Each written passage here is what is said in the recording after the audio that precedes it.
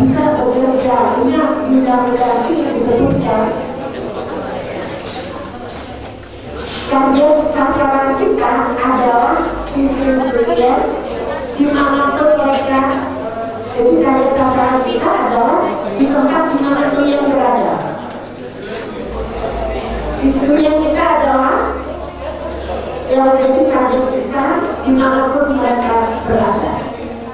Jadi kalau kita punya target yang kita di lembaga pemasyarakatan, maka perawat itu bisa buka praktek di situ. Ya? Jadi dua sekali. Dan tentang murah meriah itu kembali kepada kita. Apa yang sudah kita lakukan untuk melihat kita punya harga, karena tidak bisa lepas. Misalnya untuk diterima kalau dia ada orangnya, dia kan tinggi dulu ya. Jadi ada 3 proses. Adik ada 3 proses. Ada nggak bisa mendadak akan mendapatkan penghargaan tanpa dikenal. Ya, dikenal dulu untuk Anda bisa diterima. Setelah diterima baru dihargai. Jadi kalau kita sendiri tidak punya rasa percaya diri bahwa kita bisa melakukan sesuatu, ya berarti buat masyarakat harga kita jadi rendah, jadi murah. Kalau begitu tingkatkan kompetensi kita, buat diri kita berharga. Kalau saya jadi Anda, mungkin saya tidak akan terima IELTS. Sehingga saya untuk bahasa Inggris tidak akan Indonesia. Betul. Kembali ke Indonesia, kalau kondisi di Indonesia yang berbeda. Dan Anda ada di motivasi, kemudian Anda bekerja di Sumatera. Maaf ya, atau di hotel-hotel. Mendingan Anda angkat warga diri Anda, pelajari bahasa Inggris, tingkatkan kemampuan klinik Anda, ikut bersaing sehingga Anda tahu di mana posisi Anda. Kemudian Anda pergi ke tempat di mana Anda punya kesempatan untuk meningkatkan kompetensi. Kalau teman-teman perawat sekitar 1 Juni, kami akan pulang. Silakan bagikan yang boleh sekali. Tapi bagaimana menurut saya jangan pulang dulu sampai kondisi di Indonesia baik. Bukan karena tidak nasionalisme. Tahun 92 saya sudah diberi green card oleh Amerika. Yang kedua anak saya panggilan Amerika, lahir di sana, dikasih green card. Saya tolak, saya bilang tidak. Saya harus mengabdi 2 ke 1. Saya harus mengabdi 9 tahun dulu. Indonesia butuhkan saya. Saya pulang ke Indonesia 93. Saya bawa 2 anak saya. Selesai kan sebenarnya 93 sampai 2000 berapa. Kalau saya mau kembali, saya kembali di sana. Besok lagi sudah sekali memberi saya. Tapi saya tidak pilih itu. Saya pilih untuk tempat tinggal. Kalau saya tahu saya punya potensi untuk bisa tinggal. Tapi adik-adik sekarang justru harus meningkatkan potensi dulu. Ya, jadi belajar. Kalau ada istilah bahasa Inggris, ada referensi bahasa Inggris, kemudian takut ngantuk, tidak tidur aja, harus dihadapi. Jadi bacanya menjelang gratis, ya, atau yang Facebookan, belajar. Ini jadi kayak ngomong anak saya di sana. Karena Anda adalah masa depan, saya berdekat. Berdekat banget. Kalau sampai ada kejadian seperti ini, ya itu penghinaan. Apakah kita akan berikan? Saya kebetulan bekerja di rumah sakit, bekerja di rumah sakit daerah itu. Menyambung pembicaraan dari Pak Mego tadi, ada hal yang ingin saya tanyakan mengenai tenaga sukarelawan tadi. Begini Bu, adakah Ibu kan pernah bekerja di dinas kesehatan?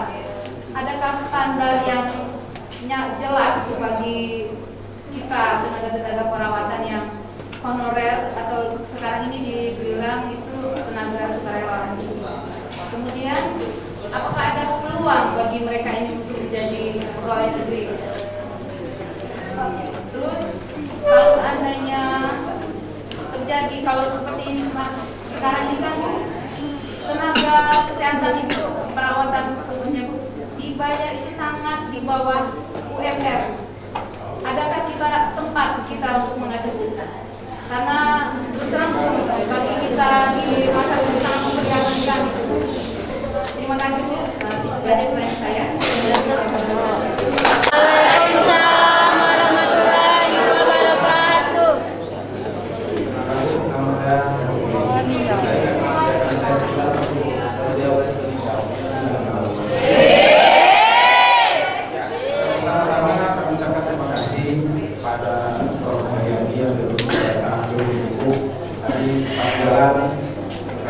Bahwa ibu ini baru pertama sekali juru, jadi baru pertama melihat satu, ya walaupun beliau ada tidak kali.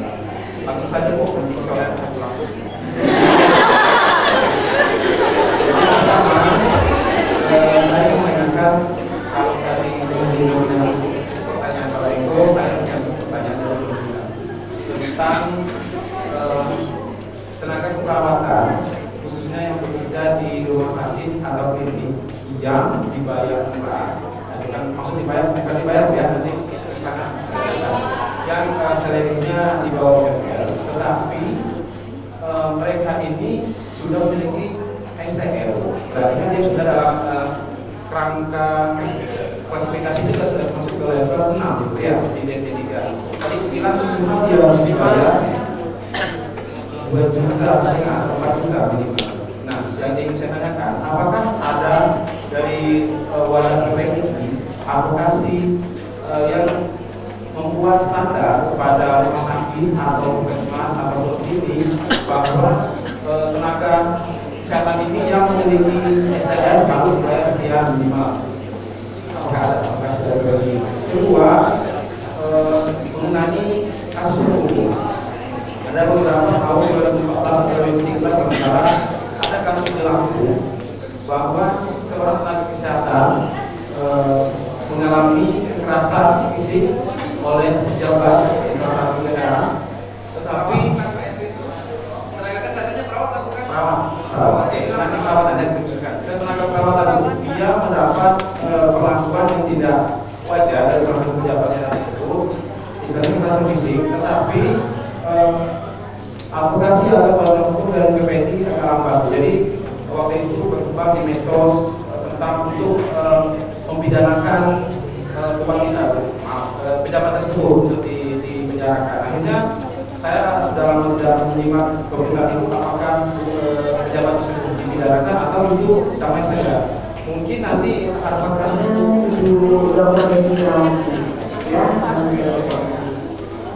kemudian yang berikutnya tentang hakim hukum. Menurut saya perlu tim advokasi hukum, dan sebenarnya di kepengurusan yang baru dilakukan kemarin itu banyak pengurus yang punya latar belakang hukum, yang perawat dari sudah ada yang sehat, yang master hukum, ada yang advokat. Menurut saya mereka sangat agama tentang bagaimana membantu ini. Kalau di Amerika, ketika saya kuliah dulu, ada yang disebut dengan malpractice insurance, asuransi malpraktek. Itu sekaligus digabung di SPP daerahnya. Jadi ada premiumnya. Jadi kalau ada apa-apa, untuk saya pakai, ada yang untuk saya, maka saya berbicara dengan cara dan sebagainya. Ya, tapi alhamdulillah tidak dipakai. Jadi untuk kami hukum, menurut saya itu. Dan saya juga hukum. Karena saya sudah pulang dari Lampung, kita tahu ada Pak Ibu Kriminal yang beliau juga adalah sekarang ketua DPRD ya di Lampung. Saat itu dia wakil ketua juga, dan beliau sudah maksimalkan advokasi. Cuma kadang-kadang kita sudah cukup melewatkan berproses. Nah, sehingga mungkin pendampingannya memang harus lebih optimal ketika seorang mengalami trauma yang berat seperti itu. Jadi pendampingan psikologis sudah memberikan penting. Tapi saya tahu bahwa itu mereka lakukan. Cuma sampai di perjalanan berikutnya itu saya tidak mengikuti lagi. Tapi saya tahu bahwa mereka melakukan sesuatu.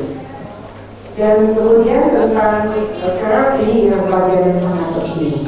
Ini yang mudah-mudahan begitu ini hal-hal cemas dan itu berapa yang bisa. Jadi di undang-undang ini ada diatur tentang jasa imbalan jasa, ya ada imbalan jasa, terus kelengkapan dari peralatan untuk praktek dan sebagainya ada di sini. Kita harus maksimalkan ini. Tentang formula itu sudah dibuat zaman Ibu Dewi, saya ingat sudah ada formula dan mengeksersis kondisi di DKI. Perhitungan di DKI gaji minimal itu 6 juta, ya, 3 UMR, 3 kali UMR itu gaji pokok 6 juta. Dan kemudian dan bukan tidak mungkin bisa menjadi contoh. Kemudian dia itu di sistem karirnya sudah ditetapkan, ya, dia kalau pilih 1, 2, atau 3 kita dapat faktornya. Kemudian kan dalam pendidikannya juga akan menentukan posisi dia di mana. Kemudian dia bekerja di daerah tertentu atau tidak. Kalau dia bekerja di rumah sakit, dia di daerah di tempat yang paling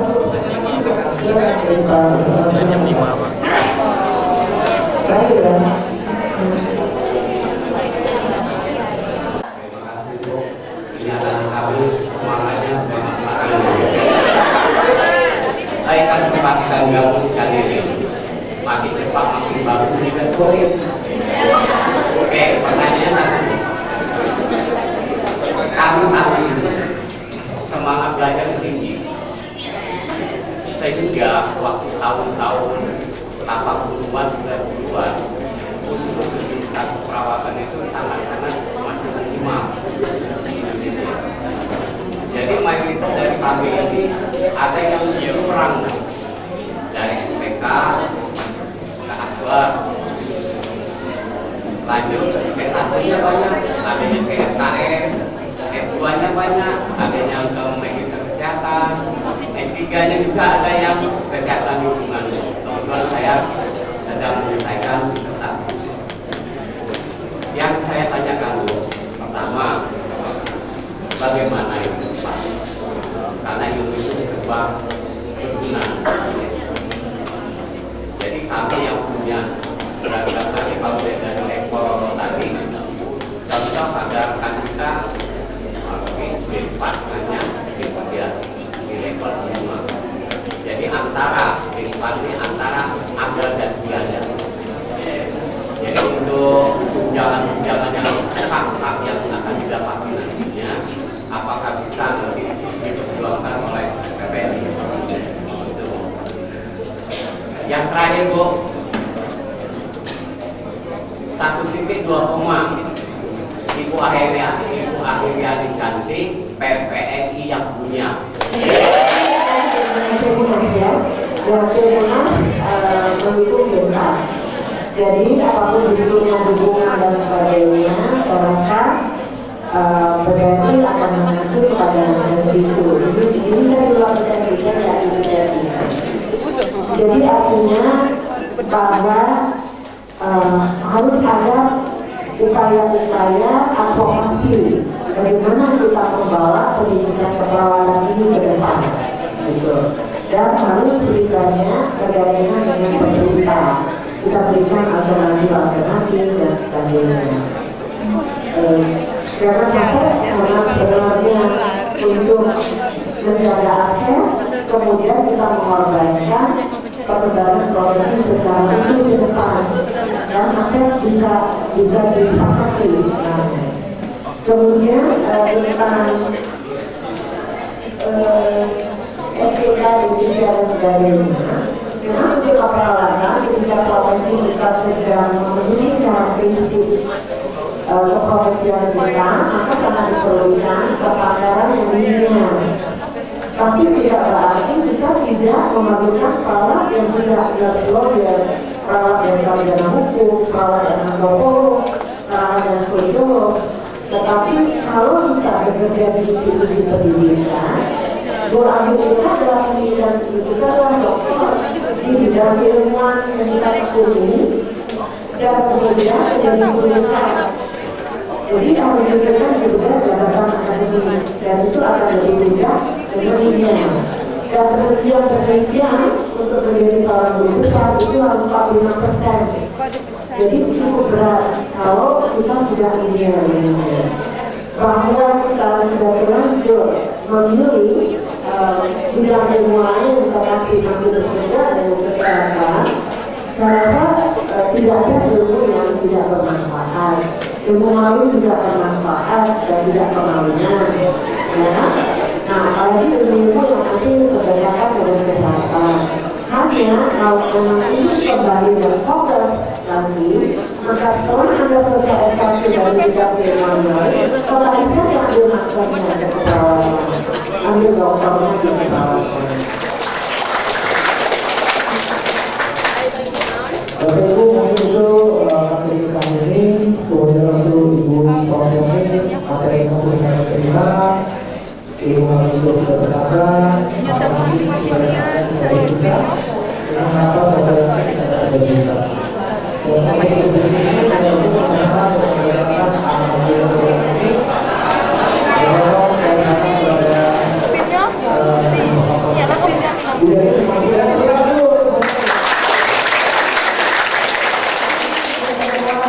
mendapatkan ilmu yang bermanfaat dan memotivasi kita untuk menjadi profesi keperawatan yang lebih baik dan berubah di masa yang akan datang dalam sosok era merah 2015.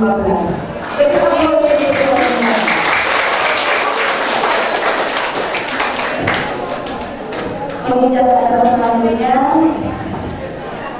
pemberian perawatan sebagai rekan-rekan kami kepada profesor yang telah sudi untuk datang ke tempat kita.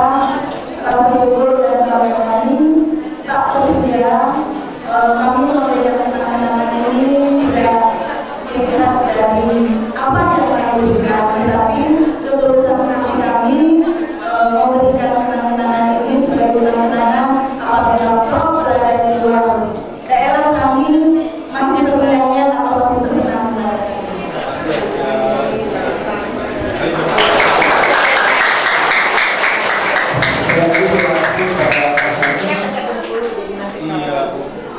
mudah-mudahan jika teknik menggunakan itu untuk kita bermain. Kita rasakan hasilnya dulu.